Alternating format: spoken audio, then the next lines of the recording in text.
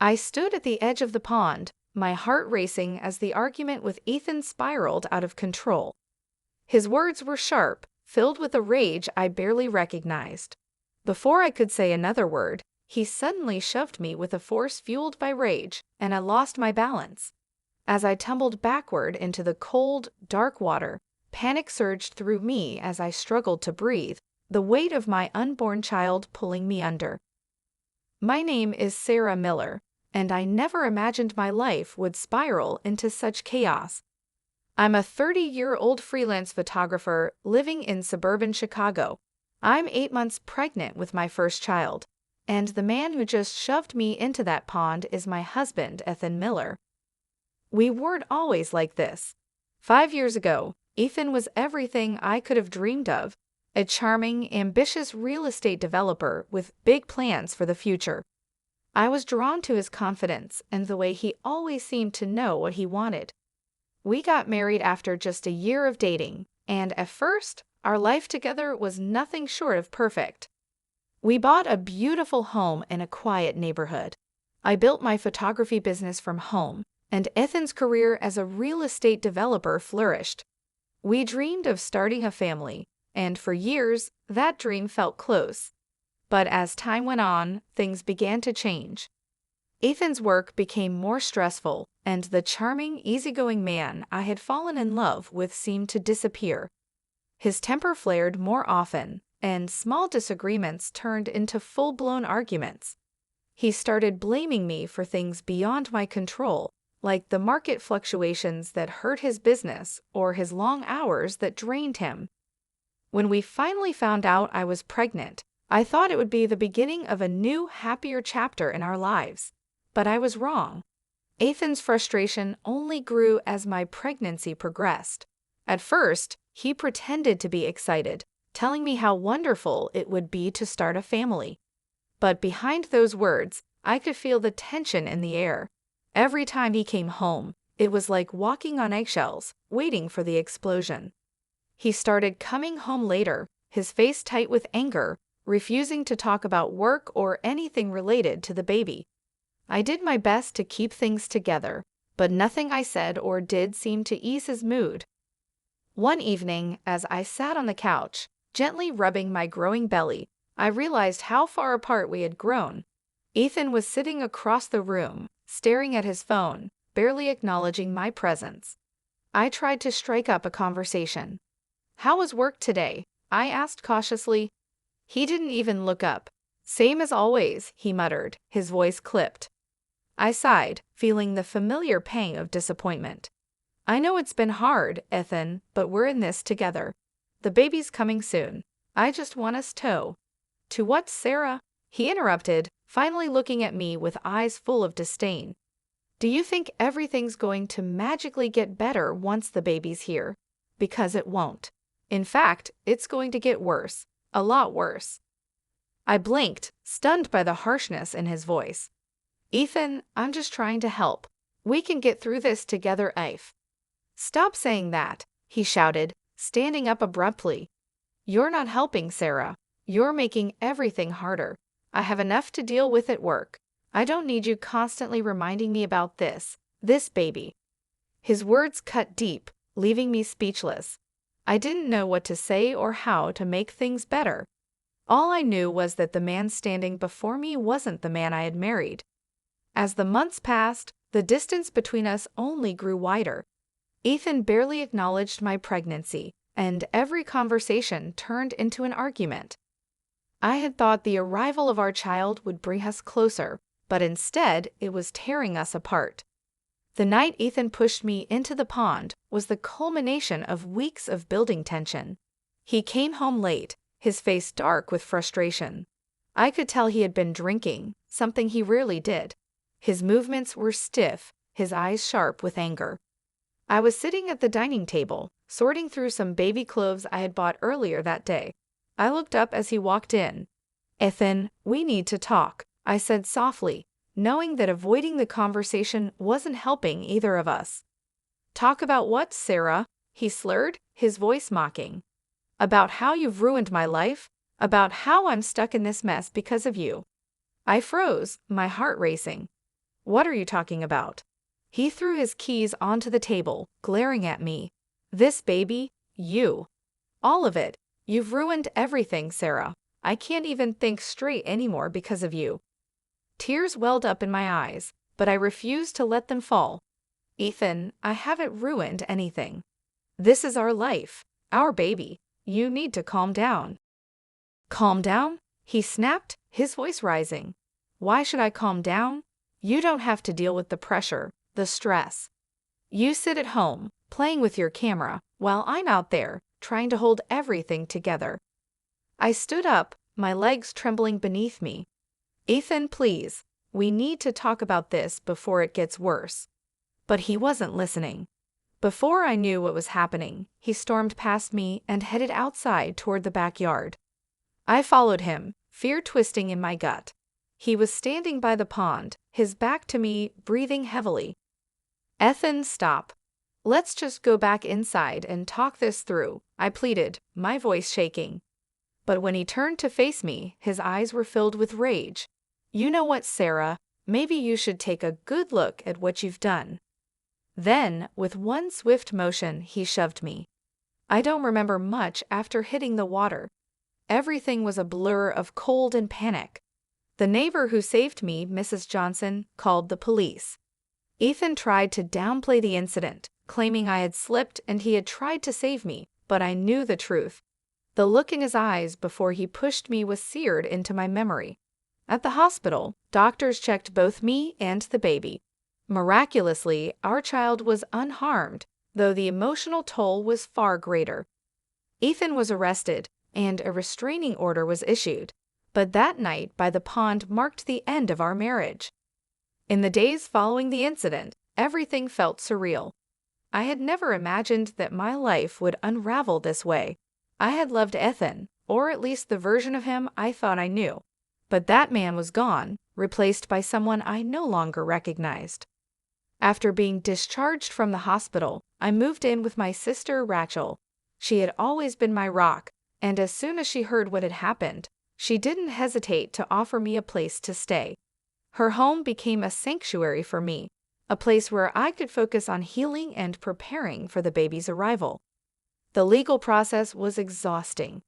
Ethan's lawyers tried to paint me as an unfit mother, claiming that my emotional state had led to an accident at the pond. But the evidence was stacked against him.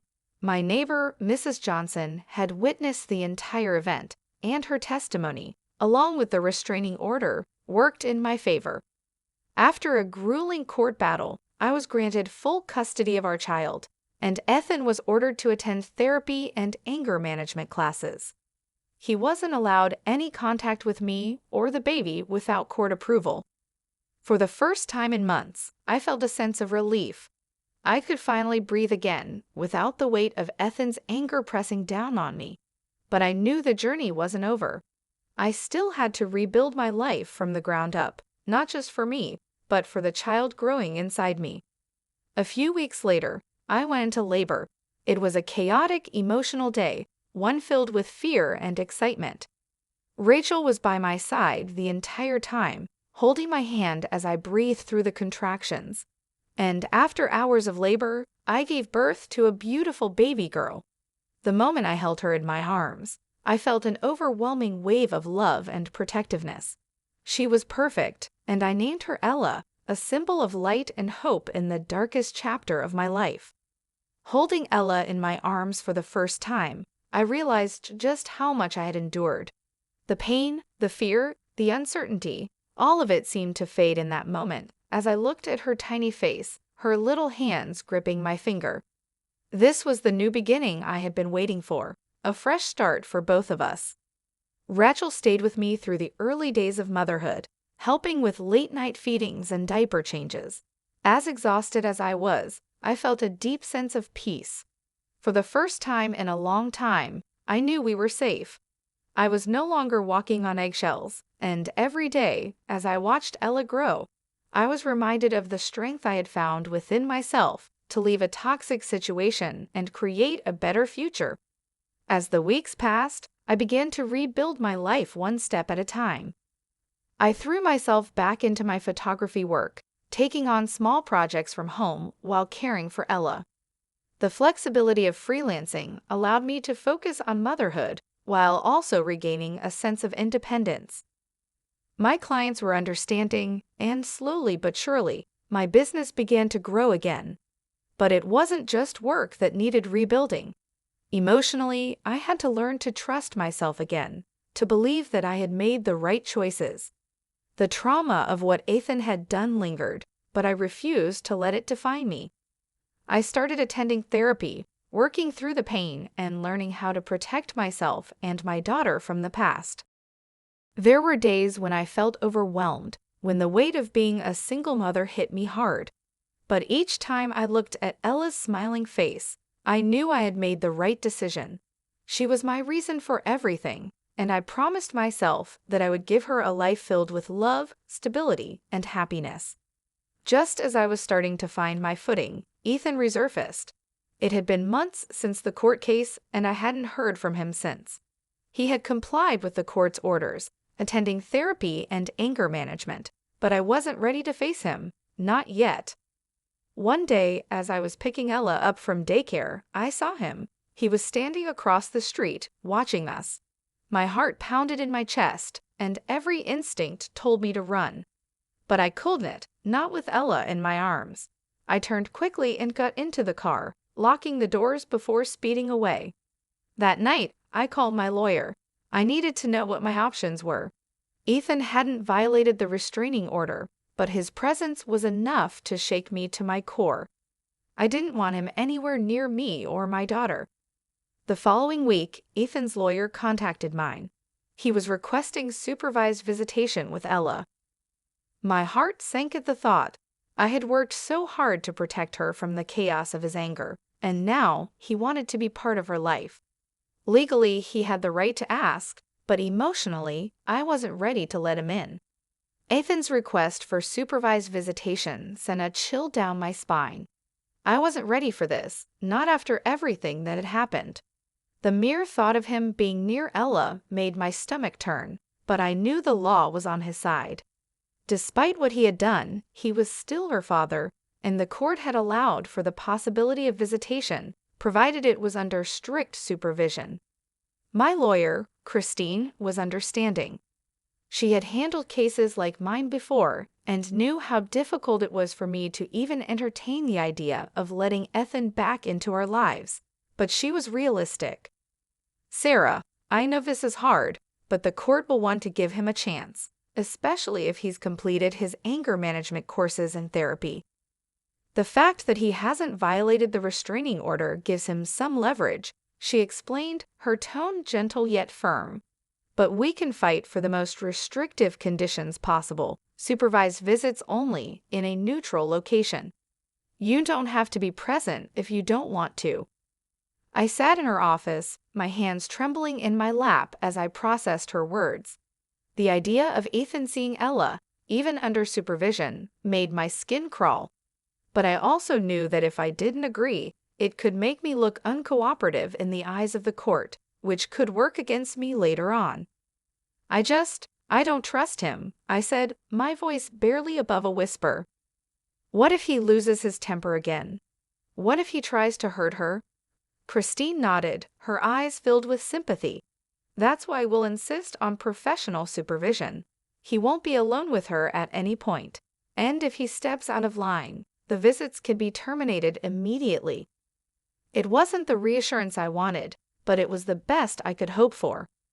A week later, the first supervised visit was scheduled. It took place at a child visitation center, a sterile, neutral space designed to ensure safety during these emotionally charged meetings. Ella, of course, was too young to understand what was happening. At barely 9 months old, she was a happy, bubbly baby, completely unaware of the tension surrounding her. I didn't go to the visit myself. I couldn't bear to see Ethan, not after everything he had done. Instead, I waited anxiously at Rachel's house, pacing back and forth, constantly checking my phone for updates. When the visit was over, Christine called me. "Everything went smoothly," she said. "Ethan was cooperative, and the supervisor reported no incidents. Ella was safe the whole time. I exhaled the breath I didn't realize I had been holding, a mix of relief and frustration washing over me. I hated that I had to share my daughter with a man who had once tried to hurt me, but at least for now, the visits were controlled. I reminded myself that Ella didn't need to know the full truth about her father, not yet, anyway. As far as she was concerned, he was just another person in her world, not someone capable of such harm. But deep down, I feared the day when she would be old enough to ask questions. Despite the turmoil of the visitation process, I continued to focus on rebuilding my life. My photography business was thriving more than ever, with new clients and projects pouring in. It gave me a sense of purpose and control, something that had been sorely lacking during my time with Ethan. I also continued therapy, working through the trauma of the past year. My therapist, Dr. Patel, helped me unpack the emotional weight I had been carrying, teaching me how to set boundaries and trust my instincts. I learned that it was okay to feel scared, but I didn't have to let fear control me. Most importantly, I realized that my priority was Ella, her safety, her happiness, her future. Ethan's presence remained a dark cloud on the horizon, but I refused to let it overshadow the progress I had made. The supervised visits continued, each one uneventful, but the court was closely monitoring his behavior. Ethan hadn't shown any signs of aggression during the visits, and the reports from the supervisors were always the same. He was calm, cooperative, and respectful of the boundaries in place. Part of me was relieved, but another part of me couldn't shake the feeling that this calm was temporary, that the real Ethan, the one who had pushed me into that pond, was still lurking beneath the surface. Months passed, and Ethan's requests for more time with Ella grew more frequent. He began pushing for longer visits, asking for the supervision requirements to be relaxed. His lawyer argued that Ethan had proven himself to be a responsible father during the supervised visits, and that it was time to allow him more access. I was terrified. The thought of him having more time with her, unsupervised, was unbearable. I fought back, insisting that the supervision remain in place, but the court was beginning to lean in his favor.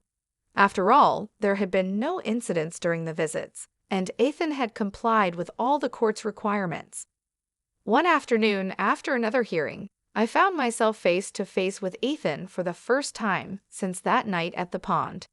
He approached me as I was leaving the courthouse, his expression unreadable. "Sarah," he called out. I froze, my heart pounding in my chest. I didn't want to speak to him, but something in his voice stopped me from walking away. "I just want to say, I'm sorry," he said, his voice low. "I know I messed up. I know I hurt you, but I'm trying to be better, for Ella, for myself." I stared at him, my emotions a swirling storm. Part of me wanted to scream at him, to tell him that an apology wasn't enough, not after what he had put me through. But another part of me, the part that had once loved him, felt a small flicker of pity. "I don't care if you're sorry, Ethan," I said, my voice steady but cold. "You don't get to erase what you did with an apology. My only concern is Ella. Keep doing the right thing for her, and maybe, you'll get a second chance to be in her life." He nodded, his eyes dropping to the ground. "I will, I promise." The court eventually granted Ethan longer supervised visits, but I remained vigilant. I knew the risks, and I wasn't about to let my guard down. My focus remained on Ella and the future I was building for us, a future free from fear, filled with love and hope. In the end, I learned that strength doesn't always come from winning the battles we fight. Sometimes it comes from knowing when to walk away to protect what matters most. And as I looked at Ella, with her bright eyes and innocent smile, I knew I had made the right choice. This was the new chapter of our lives, one filled with resilience, growth, and unwavering love.